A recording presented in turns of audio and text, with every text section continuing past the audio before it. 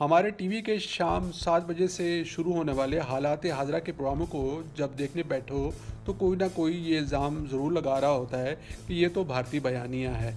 चाहे दूसरा मुल्क से इंतहा पसंद हों जिन्होंने अपनी अपनी तंजीमें बना रखी हैं, उन पर आलमी सतह पर भी इल्ज़ामात हैं कि वो एक तो गैर रियासती अनासिर हैं, दूसरा ये कि वो हमारी यानी पाकिस्तान की सरजमीन को सरहद पार दहशतगर्दी के लिए इस्तेमाल करती हैं। वो कि ये एक इल्ज़ाम है, उन पर पाबंदी लगनी चाहिए। जब पाबंदी लगती है तो ये दूसरे नामों से खड़ी हो जाती हैं।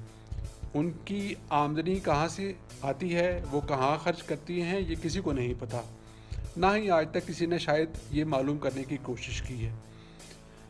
अगर मैं या मुझ जैसा कोई और ये मुतालबा कर दे कि बाबा ये नाम नहाद तंजीमें मेरी सरजमीन को बदनाम कर रही हैं और इसे नाकाम करने पर तुली हुई हैं, इनको खुदा के लिए बंद करो, मेरे मुल्क को अब तरक्की करनी है, मेरे वतन के लोगों ने दूसरों के लिए बहुत कुर्बानियाँ दी हैं, तो ये क्या मेरे वतन का बयानिया है या किसी दूसरे मुल्क का बयानिया? जिनकी ये जंग थी वो बाहर बैठकर हमारे शहरों में खुदकुश हमलों में हमारे बच्चे, जवां और बूढ़े शहीद होते हुए देखते रहे।